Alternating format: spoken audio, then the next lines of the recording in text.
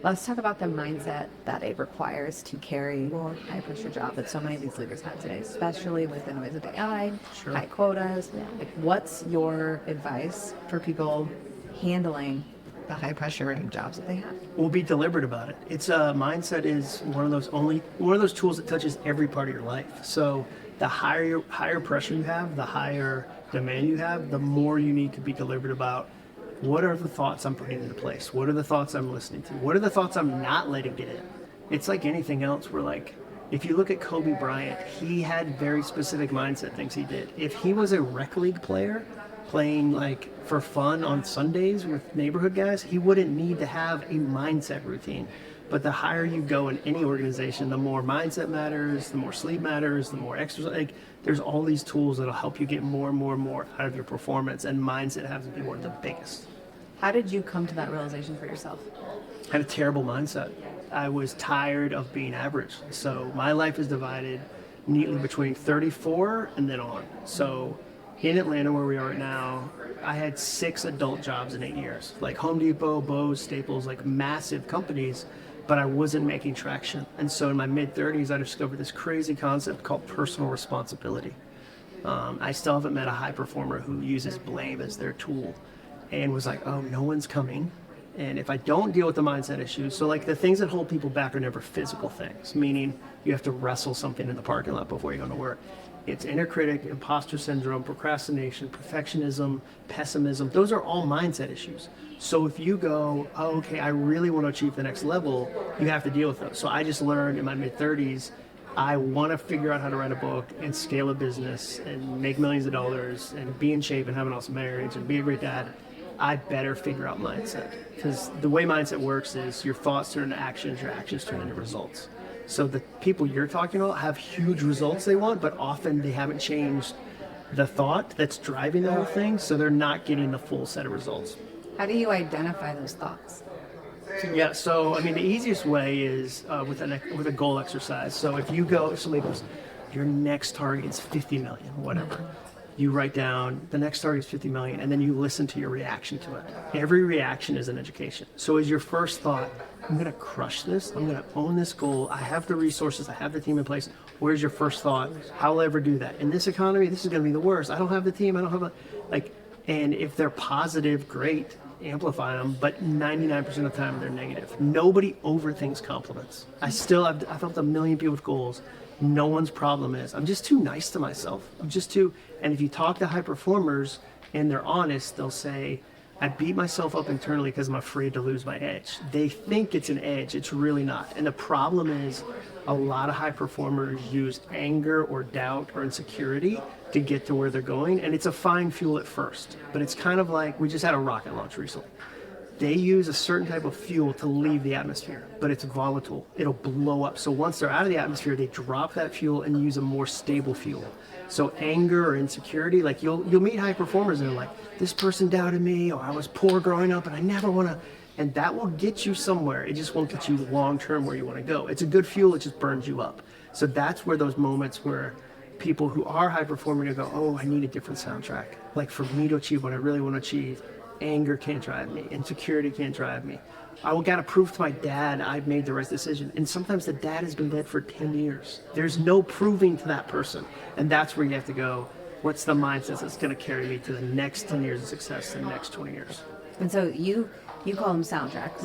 Mm-hmm. And the reason why I call them soundtracks is if I called my book Inner Voices, men wouldn't have read it. No man wants to admit they have an inner voice. But because I called it soundtracks, men and women will go, oh, like I spoke to 4,000 ranchers the other day at CattleCon, this big beef event, and they'll go along with it because even men who don't want to admit they have an inner voice will go, yeah, I got a broken soundtrack. Every time I'm with this one client, it reminds me of this other client that didn't go well, and I tell myself like, hey, you're one step from this one turning into that one.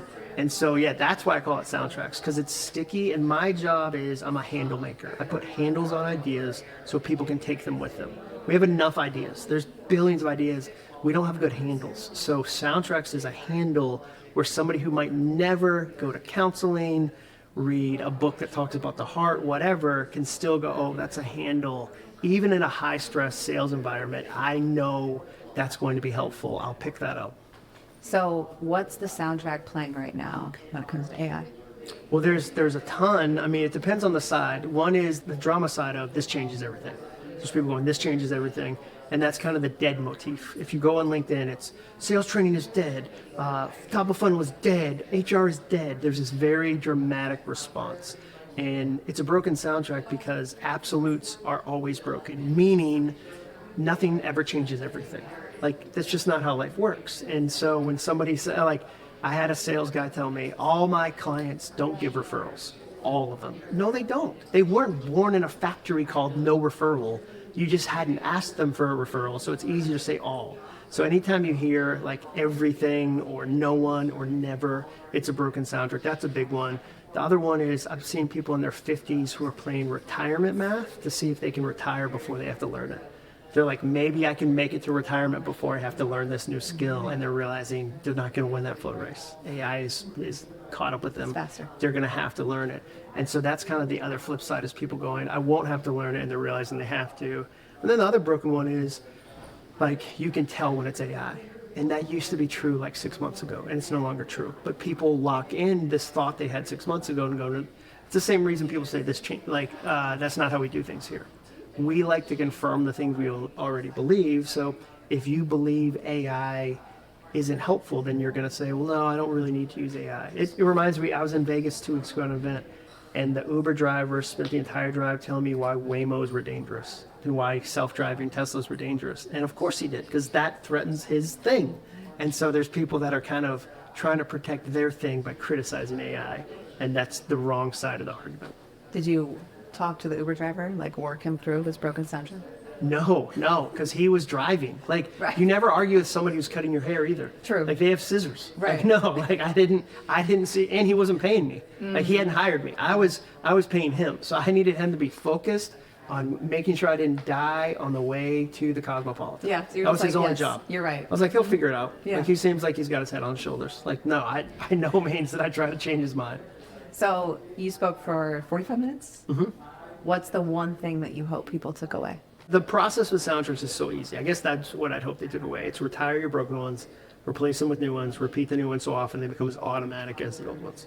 So just 3 things. And any one of those, like even leaders who go, the team isn't getting it. Yeah, you're probably not repeating it enough. Think about it this way. People will go, our team is having a hard time with AI. And you go, well, how long did you train them? How long have they used the last system? And you go, 4 years. How long have they been on AI? 4 weeks. So you expect the same level of adoption and expertise from 4 weeks as 4 years? And on a personal level, people do that. They'll go, John, my exercise diet doesn't work. And I go, how long did it take you to gain the weight? They'll say 5 years. But how long have you done the exercise? 5 weeks. So you give the problem 5 years to develop and the solution 5 weeks. So you might even look at the framework and go, I don't need to worry about retire or replace, but repeat. We're not repeating enough as a culture, or we do need to replace. I'm telling people not to say these negative things, but I haven't given them an alternative. So one of those 3 will change your business. So you talked about at 34, you had this kind of dark night of the soul shift, life changed. You had certain broken soundtracks. As you've grown in your, say, success, have you had new broken soundtracks? Oh my gosh, emerge? constantly. So you're constantly rewriting? Yeah. You're never done with mindset because you're always thinking. Even when you're asleep, you're thinking. That's what's fun about it to me is like, if I teach you how to, like an amazing trick for managing your inbox, it helps you with that. In your inbox, doesn't change your marriage, doesn't change your health. But if I teach you how to think differently, there's not a thing you do that doesn't start with a thought. How you talk to your spouse, how you talk to your kids, how you talk to yourself on a scale when you're weighing in after something like, so that's so I'm constantly now, like I still work on that. Like success is its own factory for broken soundtracks. A podcaster named Stephen Scoggins once told me, his dad used to say, Scoggins don't get ahead, Scoggins get by. Imagine telling a kid that. Like, yeah. And then when he got successful, he had to identify that. So there's people watching this that have had more success from their parents, and that's its own thing. Like, because they had an acceptable success line that they didn't even know they draw. Like, I can't get richer than my brother or my dad, or like, this is our family standard. And then you get past it and you go, I got all the success, but I feel guilty, and I shouldn't feel guilty, but why do I feel guilty? So yeah, like, as you get more successful, new soundtrack, and then you start to go, does this person just like me because I'm successful? Like I would love to say that, I'm 50 now. At 50, I go, I'm all done with mindset, but I feel like I'm just beginning. Yeah. Yeah. It's funny, it comes to when I was growing up, the soundtrack I had from my dad was "There's always someone better than me." Yeah. So that's interesting. When I read your book the first time, that was like one of the first soundtracks that resonated with me. So I was like, oh, I haven't fixed that one yet because I still kind of believe it. But Some take a while. Yeah. Last question for you. So just building on what you're talking about, I was listening to a podcast, of course, by Craig Rochelle. Yeah. And he had on Dr. Caroline Leaf. Dr. Caroline Leaf. Yes. Yeah, And she talked about intrusive thoughts and how you're supposed to like take those intrusive thoughts and actually like kind of like deconstruct them and reconstruct them. That feels really similar. Yeah, definitely. Okay, so those aren't competing ideas. No, not at all. Not at all. I think there's a lot of great voices on mindset. I'm certainly not the first person to talk about it. I think what's been fun is the ease of it. I like to simplify complicated things, and mindset's one of those things. And so that's what's fun is I'll do events like this, and then the day after the client will say, we're in a sales meeting and somebody said, I think that's a broken soundtrack, we should talk about it. So the language is instantly gettable, and again, it goes to other parts. You'll realize like, oh, I've been telling my kid this. You said that to me when you arrived about travel. Like I was viewing travel as good moms don't travel, whatever the soundtrack was. And then you flip the soundtrack and it changed your ability to come to other cities and do this job without going like, my kid's going to deal heroin because I came to Atlanta for 2 nights. You know? Well, you flipped that soundtrack for me by reading your book. But I think the thing, going back to the intrusive thought example, I think soundtrack to me feels so much more approachable. Because intrusive, I'm like, well, it's bad. Like, you got to get it out. No, but I love the framing and how you just made something very complex very simple. Yeah, I try to make it accessible because like I like accessible ideas myself. So even I've got a new book, Procrastination Proof, and it's 71 short chapters because I read all these books about procrastination and they were 400 pages long. And no real procrastinator is slogging through that. Like if you procrastinating. Yeah, so like I know I like if I read a Kindle and it says 84 minutes left in the chapter, I groan. Yeah. And so I like the win I get at every end of every chapter. So I was like, I'm gonna write a book for procrastinators because I am one that actually lets them win the whole way. So I'm always thinking about like, if you really struggle with mindset, here's what'll help. If you really struggle with procrastination, I'll even format the book a certain way to make sure it's accessible. I love it. Anything else you want to add? No, it was great. Yeah, you're great. I appreciate it.